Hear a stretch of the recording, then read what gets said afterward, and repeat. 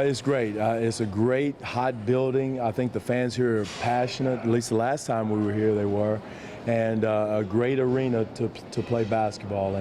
And hopefully we can put on a good show tonight. Our objective tonight is to give our starters a few more minutes, ramp up the minutes somewhat to get their bodies into game condition, and really hone in defensively. And, we've added a few more offensive sets. But we may not show them all tonight. But again, we're excited about being here. It's a great basketball venue. Coach, how have you noticed a difference in the reception you get from all around Canada since this We the North campaign? It's been huge. The pride that I see around the country for basketball, for the Raptors, has been unbelievable. And I think We the North gives the country some pride and a good feeling about the Raptors. Now we got to do our part and continue to compete at a high level. And I think it's the way we do compete. And winning is important, yes, but I think people appreciate how hard our guys play, how we play defense, how we have a defensive identity, how we share the basketball and play together. I think that's a great lesson for the future of basketball in Canada.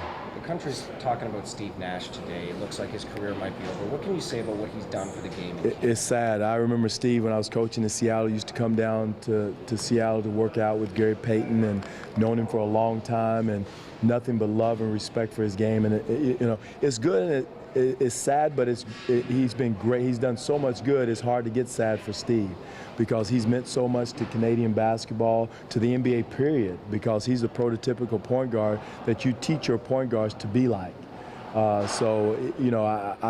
We shouldn't be sad. Yes, because his career is coming to an end, but he's had he's what, 40, 41.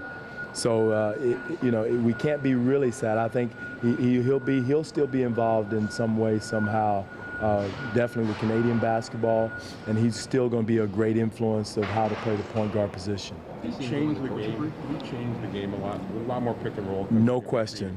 The way that Phoenix played that style of play had a unique style because of him. I think a lot of people have tried to emulate that style of freewheeling up and down basketball, but unless you have a Steve Nash, it's very difficult to play that style of basketball. You can try, but he's the only guy that can make those laser-like passes, make those laser-like reads with the basketball. And then at the end of the day, he's still a magnificent three-point shooter. So he really had made his style of play, he made an imprint, almost like I tell Jack Sikma all the time. There's only one player that has had a move made after him, the Sikma move. Well, we also call, when you circle around the basket, do the Steve Nash. So he's the second player that's had a NBA move named after him. You see him going the coaching routes, Dwane? If he can probably do what he wants to do in this league, as far as coaching. If he's smart, he go up to the upstairs and be a president or owner, one of the two. But if he wants to, he's smart enough to be a coach, and he can do kind of what he wants to do. I'm sure. I mean, that's a personal question, but from my opinion, he can. I think he still has something to give to the game. You said difference amongst your player in terms of mindset. While you're coming to a new season with the success that you had last year? Well, we still got to be hungry. We haven't done anything. We're still in the growth process. I know all the expectations are high, but we also know how much we can improve and have to improve to make a next step. Probably the next step in basketball for our program is one of the toughest you're going to make. As far as getting to the next level to win a playoff series. First we got to get there this year, but to do the next step is a monumental step for us, and we've got to do it with our defense. We got to do it with the toughness. We got to do it with a chip on our shoulder, like we haven't done anything. Because we go in thinking that, hey, we done this and done that from last year. Last year is history, is in the books, as they say. It doesn't mean a hill of beans. Coach, do you and your staff approach the season differently because of the success of last year? No, not at all. I haven't. I have the same philosophy I've had for 30-some years I've been coaching. The same approach, the same defensive drills, the same offensive approach. If you do it any other way, you're going to hurt. You're going to take negative steps. And this year's not going to be easy by any stretch of the imagination. And I'm here to say that right now. We're going to take some bumps and take some hits, but how we bounce out of those is going to be the most important thing for us. And that will be a sign of growth for us, is bouncing out of a 3-game losing streak or 2-game losing streak or whatever it is, how we bounce out of that.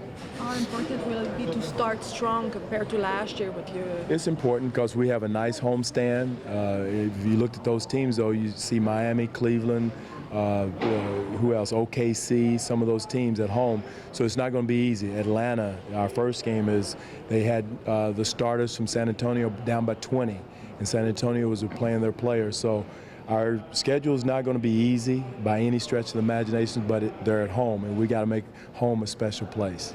Going off of last season's success, is there a specific identity you're looking for a team to form going into a nightly basis here? Defense, and that's not going to change. It's the same as always going to be. We got to defend and then get some easy shots off our offense, because I think we'll be able to score. We got some individual scores, but we got to be able to stop people and defend people night in and night out.